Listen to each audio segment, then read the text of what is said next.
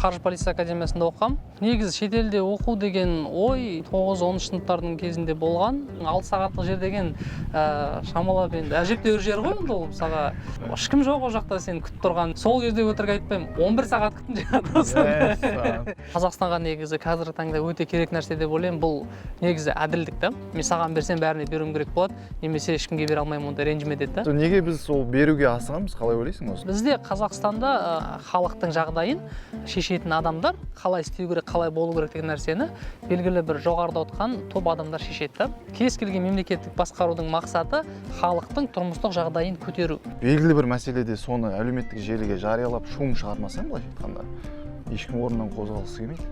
Куәгер бол десең бүйтіп қашады да, ертең сендер мен сотқа шақырып бәле боласыңдар деп қайта-қайта. Ассалаумағалейкум достар. Сіздермен бірге әдеттегідей Америка құрама штаттары Лос-Анджелес қаласынан қарапайым қазақтың баласы Жасұлан. Достар, бүгін кезекті сұхбат. Сұхбатымыздың қонағы Оңтүстік Калифорния университетінің студенті, болашақ бағдарламасының стипендиаты, бірнеше тілді еркін меңгерген қазақтың баласы Нұрзат Секербай бауырымызбен сұхбаттасатын боламыз. Сондықтан да арнаға жазылып қойыңыздар, біз бастаймыз.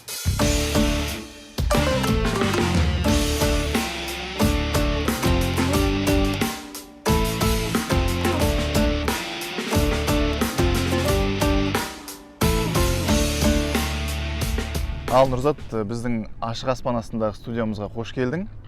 Өзіңді жақынырақ біздің көрермендерге таныстыра кетсең. Рахмет үлкен жерге. Негізі шын керек, мұндай шақыру келген кезде осында интервью жасаймыз деп сасықпағаным бар. Қандай ерекшелігім бар еді деген сияқты. Жалпы менің атым Нұрзат. Мен Шу қаласында дүниеге келгем. Одан кейін 5 жасымда отбасымызбен Балқаш қаласына көшіп бардық. Сонда алғаш мектеп қадамын аттадым. 6 жылдай шамасында оқып, кейін жарнама арқылы келген КТЛ-ға оқуға түсіп, сол жақта оқу бітірдім, мектеп бітіріп, кейін Астана қаласына жоғарғы оқу орнына түстік.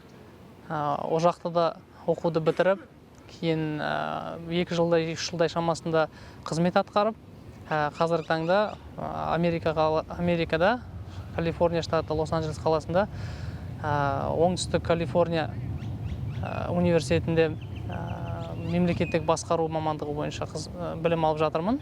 Жалпы магистр дәрежесіне білім алып жатырмын.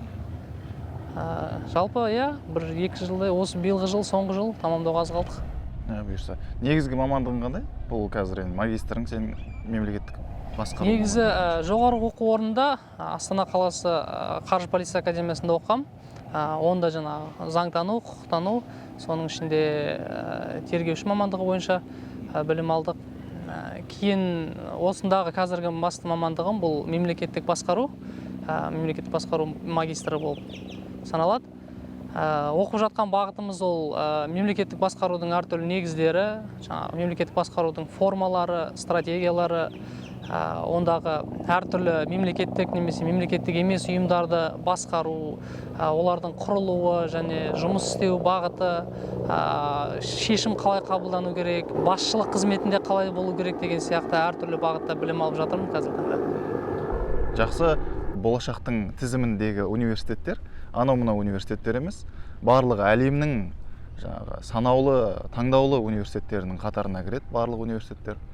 Осындай мүмкіндік бұйырған екен саған. Енді бұл әрине өзіңнің тарапынан қажырлы еңбектің, білімнің жемісі ғой. Жалпы осы жолға қалай келдің? Негізгі осы болашаққа түсу деген ой қашан пайда болды және осы жолда айтып берсең. Негізі шетелде оқу деген ой сол 9-10 сыныптардың кезінде болған. Ол кезде болашақ бағдарламасы арқылы бізден үлкен 11 сыныптар түсіп жататын. Ол кезде магистратура ғана емес, бакалаврда да бүйтіп сондай мүмкіндік беретін еді, бакалаврда болашақ арқылы оқу деген сияқты. Сол кезде енді соларға қарап бізде де енді андай ғой, қызық қой, енді ол оқу керек деген сияқты, оның білімін қарайсың ертең. Сол кезде ойға келді. Кейін 11-ші сынып бітіретін кезде бұл нәрсені жауып, магистратураны ғана қалдырамыз деді. Содан кейін сол жақта жоғары оқу орнына түстік. Сонда да магистратураға деген уже мақсат сол кезден болды. Уақыт келген кезде дайындалып, ағылшын тілі бар, басқа да әртүрлі тесттер бар, экзамендар бар, солардың барлығын дайындалып өттік. Енді Аллаға шүкір, былай енді сондай қиналдым немесе сондай бір керемет бір сынақтан өттім деген сияқты ондай айта алмаймын. Жалпы қатты қиын емес. Сөйтіп болашаққа тапсырдық. Бірінші мүмкіндіктен түстік оқуға. Кейін болашақ арқылы осы жаққа келіп алғаш рет тілді ары қарай оқып, тағы да 6 айға осында жүріп, одан кейін осында жоғары оқу орнына түсіп, болашақ арқылы келісім шарт жасап, қазір міне уже 2-ші жыл тақып қалды ғой, соңына тақып қалды. Солай оқып жатқан кезіміз бар. Енді мынадай сұрақ. Америкаға келдің. Алғашқы сезімдерің несімен ерекшеленді сен үшін Америка? Жалпы мен бұған дейін Америкаға келгенге дейін негізі Қырғызстан елінен басқа шетелге шығып көрмеген ғой. Аштық жақын тұрған Россияға да барып жатады елдер да мысалға. Шыны керек, даже Өзбекстанға немесе ең сол шыққаным Қырғызстан, Бішкекке ба? Бішкекке киім алып әке-шешем алып барған кез ғой. Оған дейін бүйтіп шығып көрген ой болған емес, бүйтіп ол Қырғызстан дегенде ол өзімізге қатты ұқсайтын мемлекет ғой, қатты бір айырмашылық сезінетін де емес. Осы жаққа келген кезде анау алғаш қанша 20-23 сағат ұшып келіп, біраз қызығы да бар, бір досым күтіп аламын деген. Сөйтіп ол Сан-Франциско деген қаладан келетін болды, 6 сағаттық жер. Сөйтіп алғаш келем деген кезде мен түстім, түсетін кезде маған жаңағы интернет жоқ, не жоқ, связь жоқ, әйтеуір бір нәрсе қылып жүріп, жаңағы Wi-Fi тауып, сөйтіп істеген кезде досым жазғанын көрдім да, жаңағы досым бір жағдайлармен шыға алмай қалыпты да. Сөйтіп бірақ менен сұрады да, өтінді, күте тұр, қазір мен келем депші. Енді ол былай қарап тұрсаң 6 сағаттық жер деген шамалап енді әжептәуір жер ғой енді ол мысалға. Сөйтіп күттік, енді жарайды дедім, мен баратын жер жоқ қой, енді ол ешкім жоқ ол жақта, сен күтіп тұрған, есеп тұрған, жалғыз соған сеніп келатқам. Сөйтіп әлі күтіп отырмын, бір уақытта обед уже сағат 2-нің кезінде келгем. Жоқ, өтірік айтамын, 12-нің кезінде келдім. Сөйтіп бір уақытта сағат уже 3 болып баратыр, 4 болып баратыр, бір жағынан қарынды ашып баратыр, қалай тамақ жейсің, не ішесің, оны бәрі уайым. Жаңағы телефонның зарядкасы да бітіп баратыр уже. Сөйтіп жаңағы жаздым мен, не болып жатыр дедім, кәз деп ол да не істеп жатыр да, бір шұғыл шаруа болып қалған шамы. Келем, күт, міндетті түрде күт деп жатыр да, міндетті түрде келем деп жатыр. Сөйтіп сол кезде өтірік айтпаймын, 11 сағат күттім жаңағы. Сөйтіп 12-ден қателеспесем түнгі 11-ге дейін күттім жаңағы. Оның ортасында андай аэропорттан шықпай отырмайсың ғой. Аэропорттан шықпаған да жоқ, аэропортта барын аралап шыққансың ғой. Қолда да сумка бар жаңағы 30 килограммдық. Ол аралап шыққан себебім анау ойламағанмын, ешкім айтпаған. Қазақстанда бізде ана қуаттайтын нелер бар ғой, ана розеткалар дейтін нелер. Біздікі Қазақстанда домалақ екен да. Бұл жақта ғана вилкалары бүйтіп төртбұрышты тік екен да. Сөйтіп енді аэропортқа келіп ойымда түк жоқ қой, сонымен зарядтап аламын деп зарядкам шығып барсам, бүкіл жерде андай төртбұрышты да. Ана жерге барам, төртбұрыш, мына уже телефонды зарядка өшіп баратыр. Анау аэропорт деген, дәу аэропорт LAX деген. Анау қазір досым келсе таппай қаламын деп тағы уайым. Сонда білу керек қой. Сөйтіп ал іздейін енді ал. Шыны керек ана недегі LAX-дағы барлық тесікті қарап шыққан шығармын, андай бар шығар мүмкін деп ше, енді бұл енді дәу халықаралық аэропорт болғаннан кейін болу керек қой деп сөйтіп. Ақыры бір соңында бір сағат 7-ге тағы қақпағанда ма, 8 қақпағанда үміт жоқ уже. Үзіліп уже не істерін білмей уже соңғы бір 10% ба сондай ғана қалған. Сөйтіп бір столдың басын қарасам, андай столдың үстінде жасақ болған екен, бүйтіп USB тағатын жер да, зарядка тағатын емес. Сөйтіп ананы көріп, қуанып жаңағы барып зарядкаға салсам істемейді ғой. Бүкіл үмітім түсіп, не істеймін деп. Өзі екеуіма тұрған еді, бірінші салым істемейді, соңғысына үміттеніп тұрмын ғой, енді осы істесе екен деп салсам істеп тұр ғой жаңағы. Сөйтіп сондай бір қызық оқиға болған. Сөйтіп 11-дің кезінде келді жаңағы, сөйтіп. Бұлай жалпы жақсы, сондай қызық оқиға келген біттен бірден Лос-Анджелес солай күтіп алған. Ол барлығының басынан өтетін проблема ғой. Кішігірім болса да бәріміз соны зарядка іздеп кетеміз ғой. Қай жақтан сатасың, сатпайды ғой. Кез келген дүкенде сата бермейді ғой. Сатқанда да оның андай ғой, мысалға мен негізі сатқан дегенде бір-екі жерден сұрап көрдім негізі. Барсам жаңа бағалар $45, $50 дейді. Оның жаңа Қазақстан ол кезде ойда теңге ғой, бәрі теңгеге санап көрсем, жаңа 20 мың теңге бір кішкентай зарядканың өзі. Йоо деп өзім алып келген $500 бар жаңа. Алғаш жарты конвертация жасап жүрсің ғой теңгеге. Соны ойлапсың, алмай ақ қойған дұрыс шығар деп жаңа бүкіл тесікті іздеп. Енді Америка несімен ерекшеленді сонымен, соған қайта оралайық. Енді бұл қызықты бір оқиға болыпты енді басында келген кезде. Америкалықтар несімен таң қалдырды сені осы? Жалпы мен таң қалған нәрсем, бұл біздің Қазақстанға негізі қазіргі таңда өте керек нәрсе деп ойлаймын. Бұл негізі әділдік та. көп жерде әділдік. Сосын оны жаңағы әртүрлі мысалмен де айтып көрсек болады. Бірінші семестрда алғаш келген кезде оқуды бастап, кішкене адаптация уақыты бар, кішкене біраз қиналып қалғаным бар алғаш семестрда. Сөйтіп бірінші мидтерм дейді, бір экономика сабағынан. Мидтермнан өте нашар баға алдым да, сөйтіп жаңағы уайымдап, өзім так жиынды келгенсің, уайымдап не істеп жүрген кезде жаңағы мұғалімге бардым мен. Сырымды айтайын, кішкене барып, может көмектесіп қалар деген. Бізде Қазақстанда қалыптасып қалған ғой ондай оқиға. Жаңағы мұғалімге барып сөйлесең, тағы саған бөлек бір тапсырма беріп, қосымша бір нәрселер беріп, сөйтіп көтеруге мүмкіндік болар деген сияқты ше. Сөйтіп жаңағы мұғалімге барып, осындай болып қалды, кішкене жаңағы адаптация уақыты бар, не бар, не істей аламын деп барсам, мұғалім маған бірден айтты да, бұл басқаларға тұрғысынан әділетсіз болады депші. Мен саған берсем бәріне беруім керек болады, немесе ешкімге бере алмаймын, онда ренжіме деді да. Сөйтіп не істей аламын деген кезде бар істей алатының жақсылап оқу керек деді. Енді былай қаратқан кезде сол кезде таң қалдым да, енді Қазақстанда өйтіп барып тұрсаң, көбісі андай бізде үйреніп қалған ғой, енді оны мұғалімдер көмектеседі, бір нәрсесін әйтеуір шешім шығады деген сияқты. Бұл жерде енді тек өзіңе ғана сену керек екенсің да, соны үйрендім. Оның барлығы жаңағы әділдік қой, енді мұғалім жаңағы ол мен үшін емес, ол басқа балдар үшін әділдік жасап тұрған тұрғысы да. Әділдік туралы турасында айтып отырсың ғой енді. Бірден байқалатын нәрсе ғой. Осы қоғамда сен бір алдағысы келіп тұрған адамды көрмейсің ғой. Шынымен бір қол ұшын созып, көмек бергісі келіп. Енді әрине ол кездеседі жаңағындай. Барлығы сол айналып келген кезде сол СНГ мемлекетінен келген адамдардан күтуге болады шыны керек. Өзің де білесің ғой. Мысалы сондай бір әрекеттерді байқап жатасың, бір жерден ақша істеп қалу керек еді, бір жерден не істеп қалу керек еді. Оның бәрі неге байланысты деп ойлайсың? Неге біздің қоғамда сондай нәрсеге жақын, білмеймін мен. Қалай ойлайсың? Менің ойымша, оның барлығы сол қоғамдық не сияқты, сана сияқты ғой, енді ол адамдардың қабылдауы, бір-біріне деген адамдардың өзін-өзі ойлауы, өзінен басқа адамды көп артық ойламауы, немесе өзі және өзінің жаңағы айналасындағы туысқан достарын ғана ойлап қалғандарын сен тимесең мен тиме, аулақ деген сияқты мысалға. Енді шыны керек қой, Қазақстанда жұмыс кезінде де біраз байқадым ғой енді. Адамдарға бүйтіп куәгер бол десең бүйтіп қашады да, ертең сендермен сотқа шақырып бәле боласыңдар деп қайта-қайта. Немесе анау мысалға басқа бір адам кімге қарсы куәлік беріп алсаң, сол адам ертең маған бір бәле істеп қоя ма деп қорқып жаңағы. Өзі аулақ тұрады да, жақындамай не істеп тұрады да. Бұл жақта керісінше жаңағы бір осы жерде шыққан бір оқиға, алғаш емес, былтырдың жылдың қыркүйек айында алғаш машина көлік алған кезде ғой. Сөйтіп бір апта болмай мен бір кісі жанына сырып кетті да машинадан.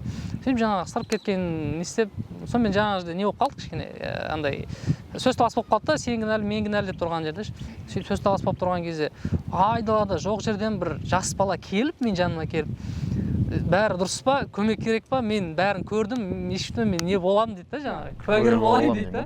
Түсінбей қалдым, мынау қандай адам деген сияқты. Не керек па? Иә, сөйтсем ол жаңағы негізі ол жаңағы қаққан, біз жаңағы соғысқан кезде, қатты соғыс емес, кішкене сырып кеткен ғой жанынан. Сол кезде жаңағы былай өтіп бара жатқан кезде көрген, сөйтіп қайтып келе жатқан кезде, бір арада бір 10-15 минут өткен уақыт қой, қайтып келе жатқан кезде біздің жаңағы сөз таласып тұрғанымызды көрген да, сөйтіп жаңағы көмектесуге келген ғой.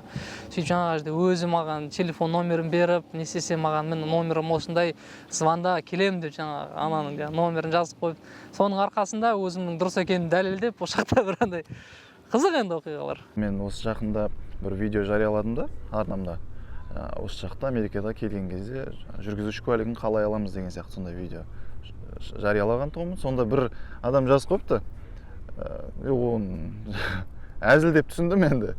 Инструктордың қалтасына $200 салып жібермедіңдер ма деген сияқты ше. Неге біз сол беруге асығамыз, қалай ойлайсың? Осы бізде Қазақстанда ГАИ тоқтатса болды, жаңа бір кез келген мемлекеттік қызметті алған кезде бір беруге асығып тұрамыз ғой біздің қоғамда. Неге олай деп ойлайсың? Көбісі айтады, анау дұрыс емес, мынау дұрыс емес деп. Бірақ айналып келген кезде қай-қайсымыз болсын Қазақстандағы, біз кішкентай кезімізден сол нәрсені көріп өсеміз да. Бізге кішкентай кезімізден сол бір проблема шығып қалса, сол біреуге бір нәрсе бере салу проблеманың шешімі болып табылады да. Біз әбден сол нәрсені сіңіріп алғанбыз. Алғаш көлікке отырып, өзің бір не істеген кезде жолдан бір ГАИ тоқтатып қалса, бірден жаңағы кезіндегі туған-туысқандарың, ағаларың қалай әрекет етті, солардың барлығын еске түсіріп тұрасың да. Кейбір кезде көп қой бізде көкелерің бір нәрсе қылып қоясың, кейін айтып отырады ғой, әңгіме қылдырып, ана жақта ұсталып қалдым, барында бір 1000 теңге беріп шешіп жібердім деген сияқты. Немесе абырой көреді ғой. абырой көреді, немесе там бір бар мақтанып отырады ғой бір жерге барып, бір жақта бір досым істейтін еді, сол біреу тоқтатқан, соған бір қоңырау шалып едім, бірден жібере салды, әңгіме жоқ деген сияқты. Енді менің ойымша бұл жалпы біз халықтың санасына сіңіп қалған нәрсе сияқты. Бұл әркім айтуға сынауға мықты, бірақ менің ойымша негізі кім-кімде болмасын, қазіргі таңда жағдай сондай нашар, барлығы сондай беруге дайын тұрады ақшаны. Белгілі біреуге қоңырау шалу арқылы, сондай нәрсе арқылы шешуге дайын тұратын сияқты. Жалпы оны түзету үшін бізде сөз бар ғой енді, ел болам десең бесігін түзе дейді. Сол сияқты, сол үшін біз жалпы халық болып санамызды түзетіп, өсіп келе жатқан кішкентай бүлдіршіндерге негізі сондай нәрсені көрсетпей өсуге. Әйтеуір сол бір не керек та, реформа керек та, соны өзгерту үшін. Сол кезде ғана біз мүмкін өзгерте аламыз осы нәрсені. Мынадай сұрақ Нұрзат. 1,5 жыл оқыдың ғой енді. Осы мәселеге қатысты да бір білім алдың, бірдеңені түйген шығарсың. Енді әрине ол үлкен жаңағы тәжірибемен келетін нәрсе ғой, шешу жолдарын табу деген сияқты. Бірақ десе де бір алған түйгенің бар ғой, бір қалай ойлайсың осының шешу жолдары неде деп ойлайсың? Енді бұл біз жаңағы жемқорлық мәселесіне келіп тіреліп отырмық қой жерде. Жалпы білім жүйесі болсын, қай жүйесі болсын, негізі мемлекетте бір реформа жасау үшін нақты бір не керек та? Бір бағыт керек, әдіс керек. Бізде мына жақта бір өткен нелер бар. Кез келген ұйымда адамды жұмыс істеткізе алу үшін сен оған белгілі бір жағдайда мотивация беру керексің да. Ол мотивацияның да өзінің екі түрі болады. Жаңағы интринзик дейді, экстринзик деп айтады да. Бұл ішкі және сыртқы мотивация ғой. Ішкі мотивация деген бұл сен жаңағы белгілі бір адамға көмектескен кезде сенің іштей қанағаттануың, бұл ішкі мотивация да. Ал сыртқы мотивация деген ол жаңағы тікелей қаржылай көмектесу, немесе оған бір атақ, даңқ беру, шен беру деген сияқты солардың барлығы сыртқы мотивация болып табылады. Жалпы менің түсінгенім, енді бұл бесігіңді түзе деп жатырмыз ғой. Бесікті түзейтін бұл жаңағы мектеп ордасы да. Мектеп ордасы балабақшадан бастап жаңағы мектеп ордасына дейін. Жалпы оның барлығын істейтін мұғалімдер қауымы да. Біз қазіргі таңда енді бәрімізге белгілі, Қазақстанда мұғалімдер қауымына көңіл назар аудару өте қиын да бізде қазір. Бізде қазір мұғалім болғаннан гөрі бізге қазір барып бір инженер болу, немесе барып программист болу деген сияқты кәсіптер бізге әлдеқайда қызығырақ көрінеді, өйткені оның жаңағы айлығы көп, айналып келгенде жаңағы сыртқы мотивациясының мөлшері үлкен да. Қажетті дәрежеде біз мұғалімдерге назар аудармай жатырмыз да. Мұғалім болу бізде Қазақстанда қатты қызықтырмайды адамдар. Көбінесе мысалы программист болам десе ақшасы көп қызықтырады. Басқа бір инженер болам десе қызықтырады да. Мұғалімге барады тек қанандай оқуға түсе алмай, немесе бүйтіп соңғы бір мамандық ретінде әйтеуір бір тегін грант түсіп тұр, соны алайын деген сияқты, әйтеуір бір жұмыс жоқ жерде жұмысқа орналасу деген сияқты сондай немен қарайтындар да көп та. Енді әрине ол бәріне бірдей кір жау несе дұрыс емес, бірақ ондай оқиғалар орын алып жатқаны бәрімізге белгілі да. Айтайын дегенім, мына жақтағы мұғалімдердің дәрежесі да. Бұл жақтағы профессорларға сондай үлкен дәрежеде жаңағы көңіл аударады. Мен көп байқадым да, бізде жаңағы ошақтағы қаланың округтардың әкімдерінің өзі жаңағы ошақтағы профессорлардан кеңес сұрайды. Былай болғанда қалай, басқа бір нелерін сіз жұмыс барысында, оқу барысында зерттегенсіз ғой, олар қалай істегенде дұрыс болады деген сияқты өздерінің бір ақылдарын, зерттеулерін сұрап жататын оқиғалармен көп кезіктім да. Мысалға бір профессор болды, осы биыл Америкаға келген, оның алдында Американың негізі азаматы ғой, жалпы осыған дейін бір 10 шақты жыл Бразилияда үлкен қызмет атқарған, профессорлық қызметте, бірақ сонымен қатар жаңағы мемлекеттің басқасында жүрген. Өзінің айтуы бойынша мынау 2016 жылы Риодағы болған Олимпиадада сол жерде жаңағы әкімшілік қызмет басқару барысында жаңағы көп нәрселерді ақыл кеңесін бергенде, жаңағы қай жерде стадион салу керек, қай жерде не істеу керек, халықты қалай жинау керек деген сияқты көп сондай жаңағы тікелей президентпен істеген мұғалім бізге не болды да, профессор болды да. Енді соның айтуы бойынша жаңағы айтады да, көп нәрсені олар енді көп көрген, оқыған, 20-30 жыл түйгендері бар, жаңағы зерттеулері бар, олардың тікелей да, мысалға халықтың санасын деген сияқты. Солармен мұғалімдерге сондай дәрежеде көңіл аударылады.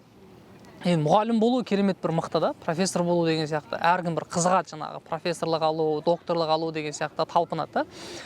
Қазақстанда да енді сол нәрсені істеуге болатын сияқты деп ойлаймын да мен. Өйткені Қазақстанда да біз мысалға мұғалімдікке оқуға қабылдау барысында, мысалға енді биыл емес келесі жылдан бастайық десек те, оның бір модульдары бар ғой, енді оның істейтін әдістері бар. Бастап мысалға мұғалімдерге көңіл аударайық. мұғалімдердің айлығын көбейтуге тырысайық. Көбейткенде де мысалға қазіргі таңдағыдай ай сайын, жыл сайын бір 10% немесе 15% деген сияқты емес.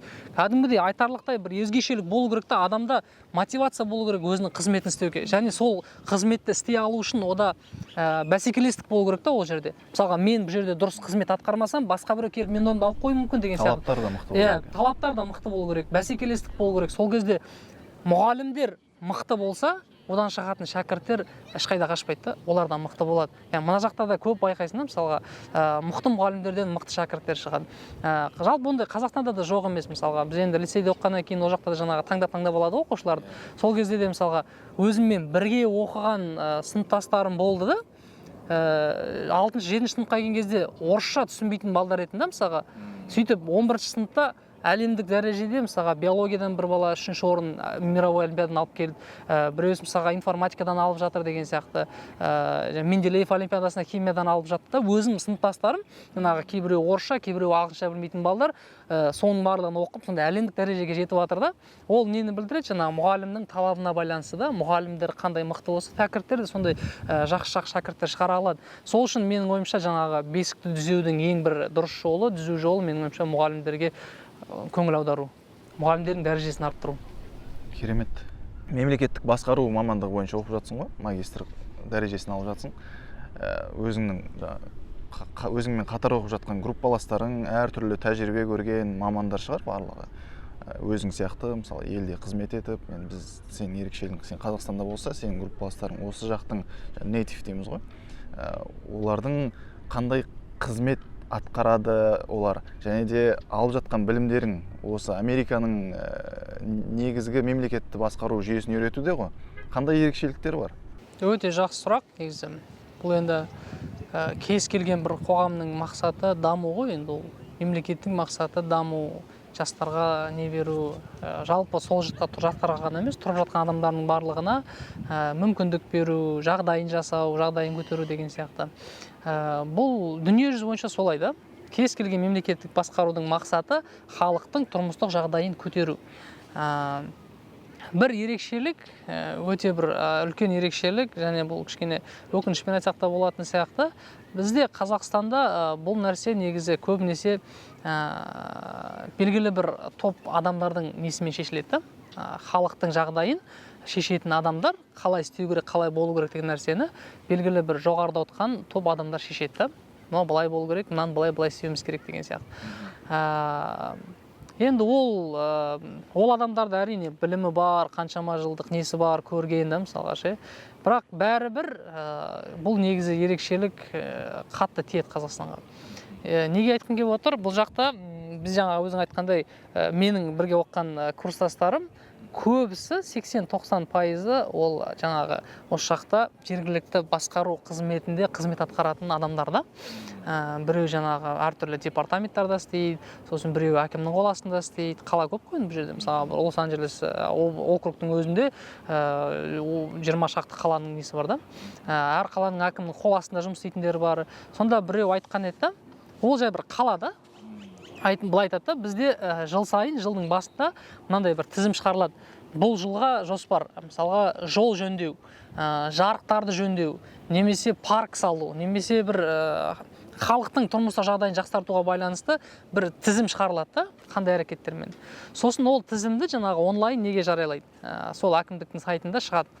Сөйтіп жаңа халық енді көреді ғой оны, көріп не істегеннен кейін жаңа оны халыққа таныту үшін жаңағы жарнамалар көп жүргізіледі, жаңа неше түрлі пропозишн дейді ғой, бұл жақта жалпы мемлекеттік дәрежедегі пропозишндар болады, сосын жаңағы аудандық, облыстық деңгейдегі әртүрлі жаңасында пропозишндар болады. Пропозишн деген жаңа ұсыныс та. Оған дауыс беру керек. Сен дауыс иә, жоқ, немесе белгілі бір дәрежені мынаны бірінші, мынаны екінші деген сияқты дауыс бересің. Сол дауыс беру арқылы әкімдік өзінің шешімін шығарады. Барлығы ашық, прозрачный жерде, ешқандай бүйтіп жасырып қалу, біреудің бір несін ойлау деген сияқты емес. Ол жерде жаңа онлайн болғаны үшін, бәрі сайтта тұрған болғаны үшін жаңа ашық та бәрі. Сөйтіп халық дауыс береді, сонымен сол арқылы шешім қабылданады. Биылғы жыл жол жөнделу керек екен. жол нашар екен деген сияқты. Сөйтіп ақшаның жаңағы белгілі бір бөлігін, көп бөлігін жол жөндеуге салады. Халық енді өзінің дауысы естілгенін бір көреді. Екіншісі жаңағы жолының жақсарғаны бар, тұрмыстық жағдайының жақсаруына әсер етеді мысалға да.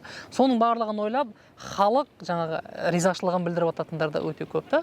Сол үшін мына жақта айтады ғой, негізі тұрмыстық жағдай жақсы деп ше, бұл жақта енді барлық нәрсе халықтың шешімі болғаннан кейін.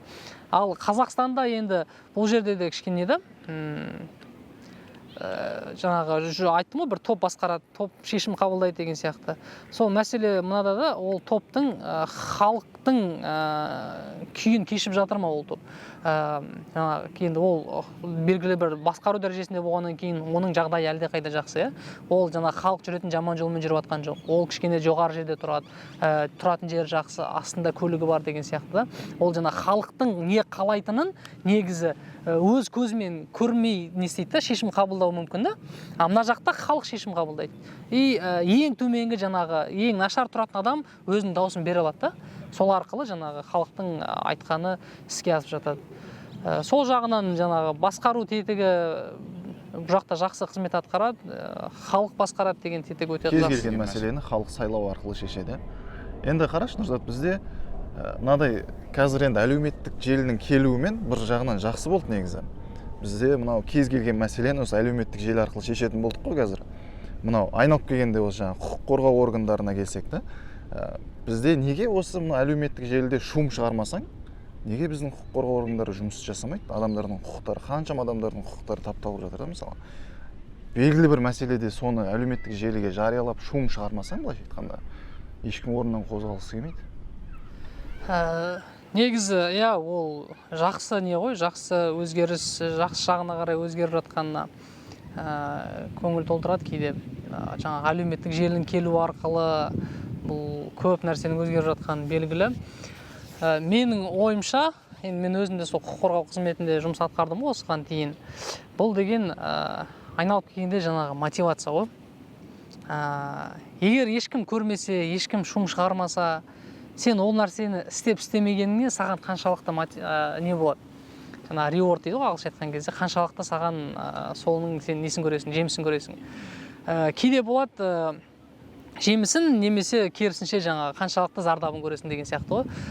Кейде болады да, мысалға сен тырысып, еңбек етіп, көп нәрсе істейсің да, жұмыс істеп жүрген кезде де қаншама қатты еңбек етесің да, бірақ сен еңбегіңді қатты бағаланбайды да енді. Кейде болады, керісінше бір істі көресің, істегің келмей тұрады, ешкім сенен сұрамайды, қалай істедің деп, істемей қоя саласың, өтіп кетеді да.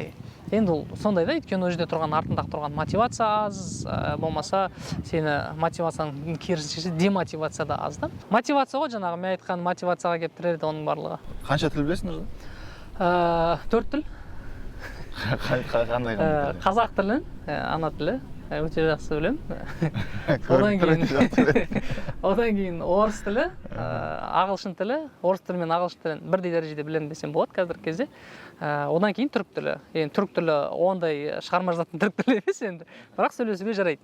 Ойынды еркін істей алатындай түрік тілім бар. Тіл деген құрал ғой енді. Меңгеру оңай емес. Сондықтан да оның қаншалықты қандай деңгейде қиын екенін білеміз.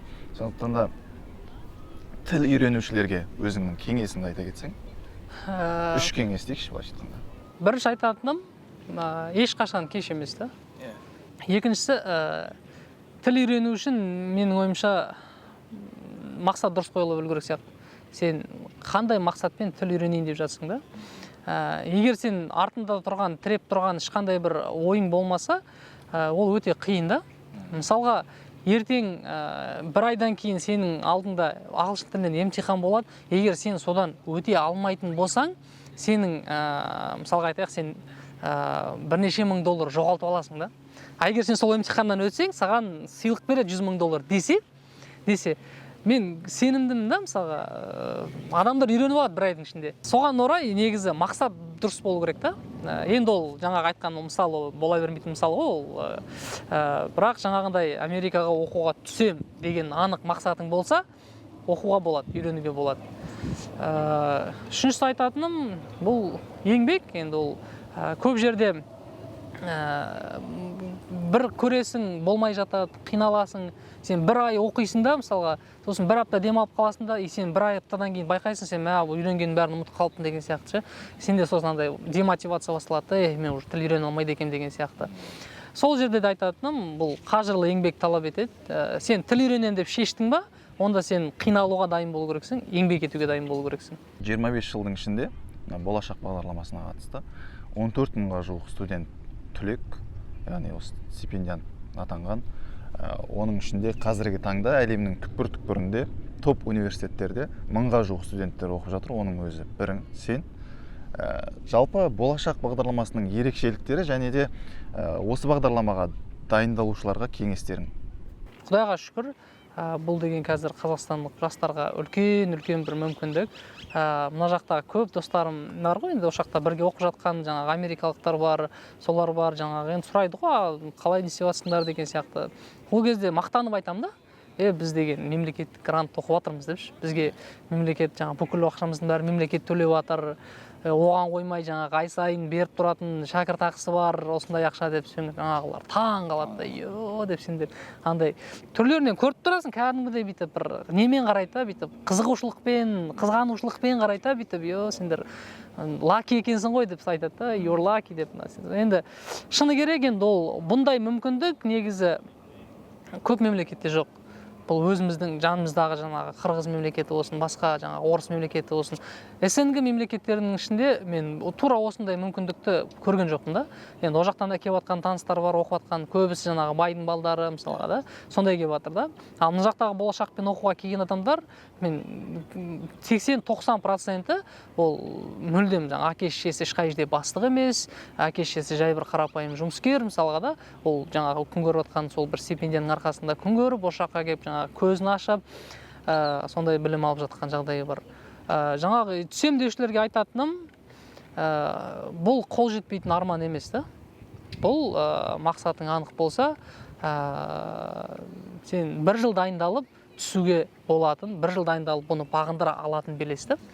Енді көп достарымыз бар. Енді мен де мысалға осындай мүмкіндік қолданып жатқаннан кейін жаңағы таныстарыма, достарыма көп жарнамалаймын ғой, енді мына болашақ түссеші оқуға деп. Саған тегін ай сайын бір жылына 2 семестрді оқыған кезде жылына $50,000 оқуын төлейді. 2 жылға $100,000 оқу. Ай сайын $2,000 стипендиясы бар, санаған кезде көп ақша да, енді өте көп ақша. Сондай ақша саған бүйтіп берем деп тұр да мемлекет. Сен сол үшін бір 1-2 жыл қиналып дайындал да. Соны қолданып істесеңші десең, енді көп адамдар жаңағы айналып келгенде сол жаңағы жалқаулық бар, айналып келгенде жаңағы өздерінің белгілі бір шектеулері бар, қойып қойған, мен тіл үйрене алмаймын, мен бүйте алмаймын деген сияқты өзінің бір сылтаулары көп. Ондайлар да көп енді. Бірақ ақылды кеңесі жаңағы тыңдап, мені тыңдап жаңағы оқуға келіп жатқандар да бар. Қиналатын ешнәрсе жоқ, оқуға түсуге болады, ешқандай қиындығы жоқ. Ең бастысы жаңағы тіл ғой, сол тілді үйреніп ал. 1 жыл жетеді, тілге үйреніп алсаң. Просто мақсат керек та, анық мақсат керек. Әлемнің үздік университетінде оқып жатсың, бұйырса бітіруге шақ қалдың. Бұндай мүмкіндік екінің біріне бұйыра бермейді. Өзіңді кімге қарызбын деп есептейсің? Бірінші алғыс әрине ол осындай мүмкіндік беріп тұрған Аллаға шүкір. Одан кейін жаңағы әке-шешем. Енді әкем көп айтатын еді. Мен ол андай оқуыма араласпаған, негізі сен бүйтіп істе, былай оқы, мына мамандық таңда, бүйт таңда деп араласпаған да ешқашан. Бірақ әкем міндетті түрде айтып отыратын, біз Қарағандыда оқып жүрген кезде келіп тұрамыз, сол кезде отыратын. Балам, мен сені қандай жағдайда болсын қолдаймын. Сен шешімің өзің дұрыс деп қабылдасаң, мен саған барлық поддержканы сол жерде берем дейтін да. Ол жаңағы ақшалай болсын, басқаша болсын, ақыл кеңес арқылы болсын. Шыны керек, сол кісілердің жаңағы шын айтқанда батасы арқылы, сол кісілердің қалауымен осындай мүмкіндікке жетіп отырмыз ғой. Одан кейін бұл міндетті түрде мемлекеттің жалпы қазіргі осындай мүмкіндік беріп отқан мемлекеттің арқасы деп ойлаймын. Жаңағы бағанан бері айтып жатырмыз ғой, енді ана жер дұрыс емес, мына жер дұрыс емес деп. Әрине, мінсіз ешкім болмайды, мінсіз жүйе болмайды. Американың да, осы жақтың да жүйесінің бір міндері бар. Міндетті түрде болады да ол. Бірақ болашақ бағдарламасы, менің ойымша, бұл Қазақстан үкіметінің кезіндегі шығарған ең дұрыс шешімдерінің бірі деп есептеймін. соның арқасында қаншама мысалға ой түзу жастар шығып жатыр қазір. Жаңағы бесігіміз сәл болсын түзеліп келатқанына мен негізі өзім куә болып жүрмін да. Осындағы жастармен сөйлесеміз, жаңа олардың ойларын тыңдайсың да. Негізі бүйтіп жаңа ойлары мықты, әртүрлі нәрсені былай өзгерту керек, былай істеу керек деген сияқты идеялары көп. Жалпы дұрыс, 50 жылда ел жаңа дейді ғой. Тәуелсіздік алғанымызға міне 30 жыл енді ғана толып отыр. 50 жылда бәрі күшті болатынына негізі қатты сенемін. Керемет, Нұрзат.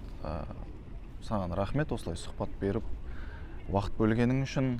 Қарызыңды абыроймен атқаруыңа тілектеспін. Аман-есен елге оралып.